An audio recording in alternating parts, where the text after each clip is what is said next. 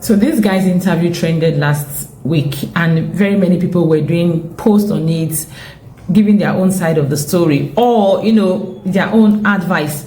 And I even saw Solomon Bucci did a couple of videos on the story, and it got me thinking, who sees a girl and marries her within 4 months?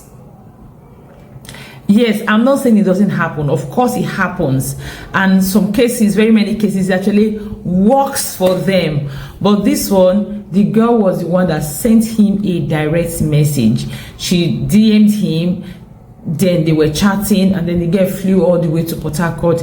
They stayed together, and the girl told him, oh, she was once married, she's divorced. He didn't bother to investigate, nothing. And I'm sure, because he said the girl doesn't cook, so I'm sure he saw a couple of red flags that he didn't bother to investigate. So you want to wonder why. Firstly, who sees a girl and marries her in 4 months? And secondly, who sees red flags and don't bother to ask questions? I mean, the fact that he did not ask the girl, who were you once married to, what happened, shows that he was not investigating any red flag. He just saw the girl, he took the girl, and that was it. It got me thinking. And so when I watched the video, I saw a part where he talked about how he didn't have parents, like an orphan. And I was asking myself, could it be that his parents not being alive created a vacuum in him, so he felt empty and he was longing for something to fill that space? And of course the girl showed up, and maybe the girl showed up, she was love bombing him, traveling all the way from Lagos to Port Harcourt, expressing love in a way that was massive, in the way that he actually thought, this girl actually loves me and we can do life together. So eventually, even with the red flags, he wasn't looking at the red flags, he wasn't analyzing them, no investigation. He just said, okay, this one loves me, we can run together. And that was it.